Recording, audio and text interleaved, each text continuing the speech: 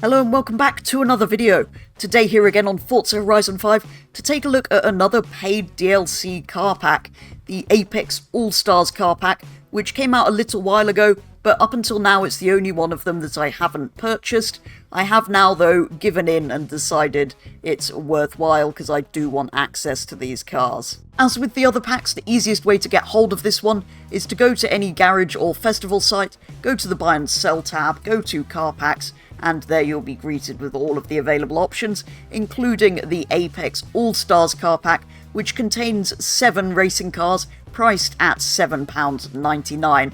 Now, the reason I didn't get hold of it before is because these are all actually recycled across from Forza Motorsport, but given I don't really play that game, I think it is actually worthwhile in the end, and I do really want access to these cars. And especially after the disappointment that was the most recent car pack that contained three of the same car, it made this one seem all the more worthwhile.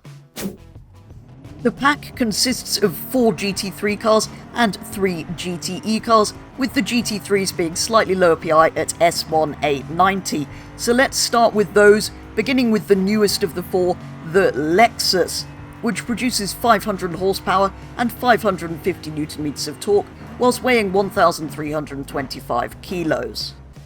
So, being racing cars, there is obviously only one manufacturer colour, because they all have their specific livery on them, so I'm not going to go into the paint shop to look at these ones. And it's kind of similar in the upgrade shop as well. They all have very similar upgrades, so I'm going to show you them on this Lexus, and then go through all of the other GT3 cars much quicker. The only real bit that changes is the engine swap, so we'll look at that on all of them.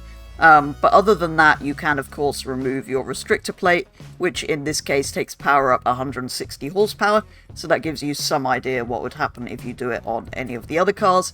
You can upgrade to race brakes, which strangely the racing car doesn't have. It is though already on race suspension, and you can reduce weight. They're actually heavier than I thought they would be for race cars. You can of course also change your transmission and change your tyres, although I think every compound is going to make it worse. Apart from that though, it's all pretty much as you would expect. Like I said though, as well as them all having an all-wheel drive conversion, they do all have slightly different engine swaps. This one has quite a lot of them. You can put in a 3-litre inline-6 turbo, a 4.8-litre V10, a racing 7.2-litre V8, a racing V12, and a 6.5-litre V12. We move back from 2020 to 2018 to take a look at the Porsche 911 GT3 R, the least powerful of the 4 GT3 cars, producing just 493 horsepower and 458 Nm of torque from its 4-litre flat-6 engine. It is though also the lightest of the 4, weighing just 1,310 kilos. So, quickly before we look at the engine swaps for the Porsche, I did just notice that if you remove the restrictor plate on this, it goes all the way from 493 horsepower to 718, which is just insane. In terms of engine swaps though, there's a lot less than for the Lexus. You can put in a 3.8-litre flat-6 twin-turbo or a 4.6-litre V8 hybrid, so basically a GT2 RS engine or a 918 engine. Also from 2018, we have the Mercedes-AMG GT3, producing 542 horsepower and 600 Nm of torque from its enormous 6.2-litre engine, whilst weighing 1,375 kilos. The Mercedes, with its restrictor plate removed, goes up from 542 horsepower all the way to 708. And in terms of engine swaps, again there are just 2. There's a 5.2-litre V10 and a racing V12. And the fourth and final GT3 car is from way back in 2015, the Cadillac ATS-V.R.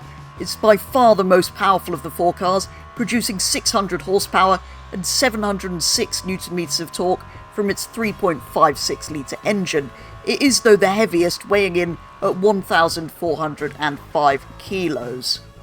And if we remove the restrictor plate on this one, we can take power from 600 all the way to 774, making it the most powerful of the four, again, stock and upgraded. Ignore the turbo option, all that does is allow you to put anti-lag on it, which doesn't really affect all that much. Again, it only has two engines. You can put a racing V12 into the Cadillac, or a racing 7.2 litre V8. So then, we now move on to the GTE cars, all of which are rated at S2 910 PI.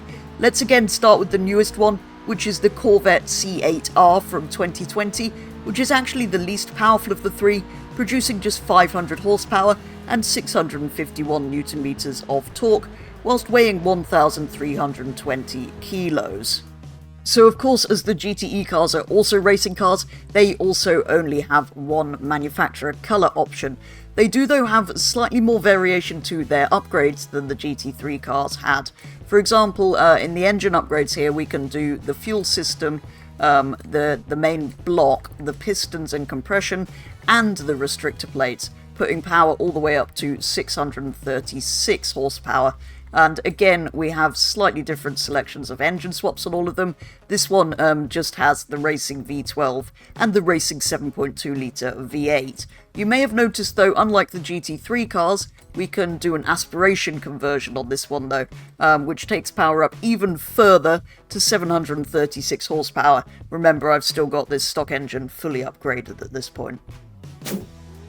Back 1 year to 2019, we move on to the Ferrari 488 GTE, which produces 600 horsepower and 730 newton meters of torque, whilst weighing the exact same 1,320 kilos that Corvette does. On the Ferrari, again, slightly different set of engine upgrades. We can upgrade the camshaft, the turbos to a race version or a race version with anti-lag, and again remove the restrictor plate, which gives it a massive 844 horsepower. We can't though turbocharge this because obviously it already is, which is why we can upgrade them, but we can swap the engine to a racing V12 or a 6.3 litre V12 hybrid out of a LaFerrari, I'm presuming. And finally, we move on to the biggest car in the pack, the 2018 BMW M8 GTE, which also produces 600 horsepower and 678 newton meters of torque, whilst weighing the same 1,320 kilos as the other two GTE cars. And the BMW seems to have the least upgrading options out of any of the GTE cars, being more like the GT3 cars in terms of options.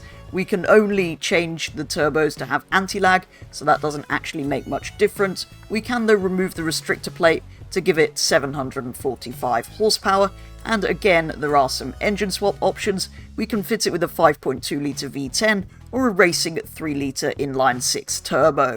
And that is going to do it for today's video, taking a very first look at the Apex Allstars car pack here on Forza Horizon 5. I know this came out a long time ago, but at the time I didn't really think it was worth it, mostly because I was still playing Forza Motorsport, which I now barely ever go on, but I do want to be able to drive these cars in an actually half-decent game, so I kind of changed my mind and decided it was worthwhile for me to go and get hold of them. I think I will enjoy them quite a lot in this game.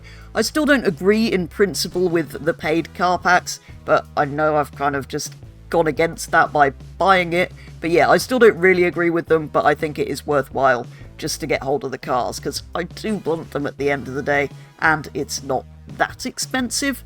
They shouldn't be charging for it, but I think it's worthwhile. Anyway, do let me know your thoughts on the Apex Allstars car pack here on Forza Horizon 5. Did you get it straight away when it was at reduced price? Did you buy it when it was full price? Or have you still not got hold of it like I hadn't until recently? For now though, that is going to be all, so thank you very much for watching, and I will be back with the next one very soon.